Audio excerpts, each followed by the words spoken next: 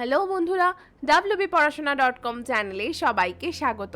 আজ আমরা class 10-এর geography থেকে ভারতের অর্থনৈতিক পরিবেশের একটি ভীষণ ইম্পর্টেন্ট টপিক সবুজ বিপ্লব নিয়ে আজকে আলোচনা করব। তবে আলোচনা শুরু করার আগে তোমাদের জানিয়ে রাখতে চাই, বাংলার প্রথম ডিজিটাল প্রশ্ন উত্তর সহায়িকা হলো আমাদের এই wbporashona.com। তোমরা যারা নিয়মিত পাঠ্য বিষয়গুলির প্রশ্ন উত্তর আলোচনা বিনামূল্যে পড়তে চাও তারা প্লিজ ভিজিট করো আমাদের ওয়েবসাইট wbporashona.com আর লিংক ডেসক্রিপশন বক্সে দেওয়া আছে। আর তোমরা যারা হোয়াটসঅ্যাপ ইউজ করো তারা চাইলে আমাদের হোয়াটসঅ্যাপ চ্যানেলে জয়েন করতে পারো।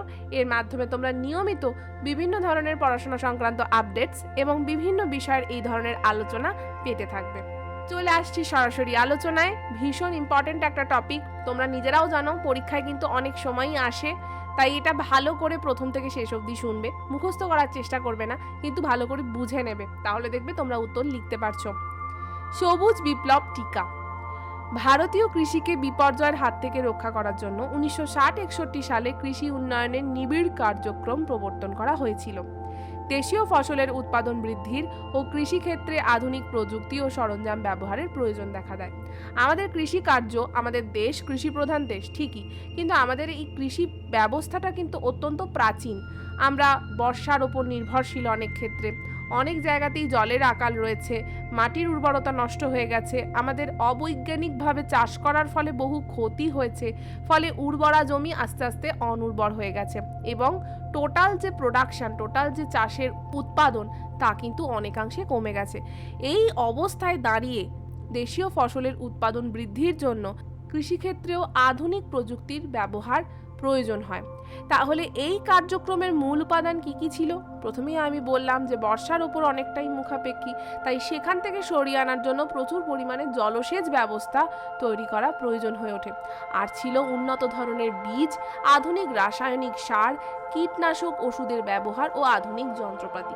তাহলে যেগুলো বললাম এই 1960-61 আগে, মানে ভারত যখন সবে স্বাধীন হয়েছে বা তার আগের অবস্থায় কিন্তু এত কিছু ছিল না। এক তো ব্রিটিশ শাসন, তার মধ্যে যেটুকু ফসল উৎপাদন হতো সেখানেও অনেক রকম অবৈজ্ঞানিক পদ্ধতিতে এই চাষগুলো হতো, তাই টোটাল যে প্রোডাকশন, ভারতবর্ষের মোট জনসংখ্যার যা প্রয়োজন তাই ভালোভাবে যোগান দেওয়া সম্ভব হতো না।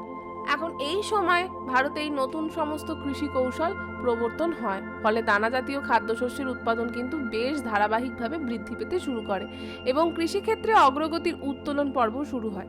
এই যে একটা সার্বিক চেঞ্জ, একটা উন্নত প্রযুক্তির ব্যবহার, বিভিন্ন দামি দামি বীজ, বিভিন্ন ভালো উন্নত মানের বীজ, প্রচুর রাসায়নিক সার, কীটনাশক এইসবের যে ব্যবহার হতে শুরু করে, এর মাধ্যমে যে বিপুল পরিমাণ উৎপাদন সম্ভব হয় এবং সেটা ধারাবাহিকতাও বজায় থাকে, এই পুরো ঘটনাটাকেই আমরা নাম দিয়েছি সবুজ বিপ্লব। সবুজ মানে কি? এই চাষাবাদ বা ফসল সবুজ রঙের, তাই এর সঙ্গে আমরা জড়িয়ে রয়েছে এই ধরনের বিপ্লব বলে বলছি সবুজ বিপ্লব। এই বিপ্লব রূপায়ণে গৃহীত কিছু পদক্ষেপ রয়েছে, এক্ষুনি বললাম উচ্চ ফলনশীল বীজ, দ্বিতীয় হচ্ছে জলসেচ ব্যবস্থার সম্প্রসারণ, রাসায়নিক এবং কীটনাশকের পর্যাপ্ত ব্যবহার এবং অবশ্যই আধুনিক যন্ত্রপাতির ব্যবহার। দেখতে পাচ্ছ একজনের ছবি তোমরা, ইনি হলেন ডক্টর নরম্যান ই বোরলগ। ইনি হলেন সবুজ বিপ্লবের প্রণেতা এবং উচ্চ ফলনশীল বীজের আবিষ্কারক। এছাড়াও যেসব অপ্রধান পদক্ষেপগুলো সবুজ বিপ্লবের সাথে আমরা জড়িয়েছি সেগুলো হচ্ছে ভূমি সংস্কারের সম্প্রসারণ, পাট্টা ও তহবিল প্রদান, ঋণ প্রদান, গ্রামীণ বৈদ্যুতিক সংস্করণ, কৃষি বিশ্ববিদ্যালয় ও গবেষণার সম্প্রসারণ ইত্যাদি।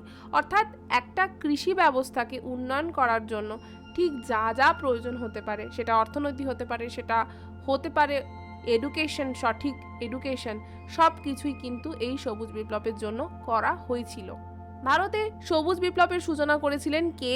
কৃষি বিজ্ঞানী MS স্বামীনাথন। এটা MCQতেও দেয়, শর্ট প্রশ্নে ভীষণ আসে। ভারতের চিরাচরিত প্রাচীন কৃষি পদ্ধতিতে পরিবর্তন নিয়ে আসে এই সবুজ বিপ্লব। এর ফলে কৃষিক্ষেত্রে বাণিজ্যিকভাবে ফসল উৎপাদন শুরু হয়। ভারতে সবুজ বিপ্লবের প্রভাব সবার প্রথমে পড়েছিল কার ওপর? গম চাষের ক্ষেত্রে। এবং গম বলয়ে জানোই এই উত্তর ভারতের উত্তর পশ্চিম প্রান্তটা, অর্থাৎ পাঞ্জাব, হরিয়ানা, উত্তরপ্রদেশ, এই সমস্ত রাজ্যে কিন্তু গমের উৎপাদন ভীষণ বেড়ে যায় এই আধুনিক প্রযুক্তি ব্যবহার করার জন্যই। গমের ক্ষেত্রে কল্যাণ সোনা, সোনারা 644, লার্মা রোজো 644 এবং ধানের ক্ষেত্রে IR8, জয়া, পদ্মা প্রভৃতি কিলো প্রভৃতি ছিল উচ্চ ফলনশীল বীজ উৎপাদন বৃদ্ধি করতে এই সব বীজ ব্যবহার করে কিন্তু ভারতবর্ষ বেশ ভালো সাড়া পেয়েছিল, প্রচুর উৎপাদন সম্ভব হয়েছিল। তবে আলোচনা শেষ করার আগে তোমাদের সাথে শেয়ার করে নিতে চাই একটা ভীষণ ইম্পর্টেন্ট বিষয়। তোমাদের অনেকেরই ইতিহাস, ভূগোল, জীবনবিজ্ঞান, ভৌতবিজ্ঞানের নাম শুনলে কান্না টান্না পায়।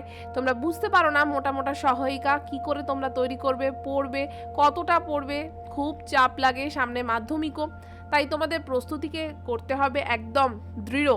তো তোমাদের কথা মাথায় রেখেই আমরা wbporashona.com নিয়ে এসেছি to the point ebook series. মাত্র 30 পাতার মধ্যেই তোমরা পেয়ে যাবে গোটা সিলেবাসটা। তো এই গোটা সিলেবাসের মধ্যে কি থাকছে, প্রত্যেকটা অধ্যায় থেকে ইম্পর্টেন্ট পয়েন্টস, এই পয়েন্টসগুলো যদি তোমরা ভালো করে পড়তে পারো, শুধুমাত্র এই 30 পাতা করে যদি তোমরা প্রতিটা সাবজেক্টের জন্য পড়তে পারো, তাহলে তোমাদের পরীক্ষা হবে ভীষণ ভালো।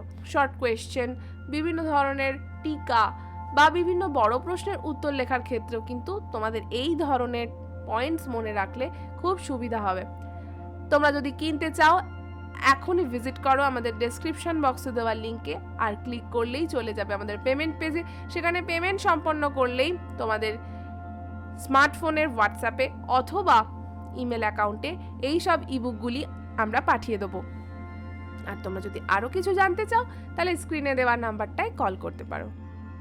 ভারতের অর্থনৈতিক পরিবেশ সম্পর্কিত আরও প্রশ্ন উত্তর বিনামূল্যে পড়তে এখনই ভিজিট করো wbporashona.com এ। লিঙ্ক ডেসক্রিপশন বক্সে দেওয়া আছে।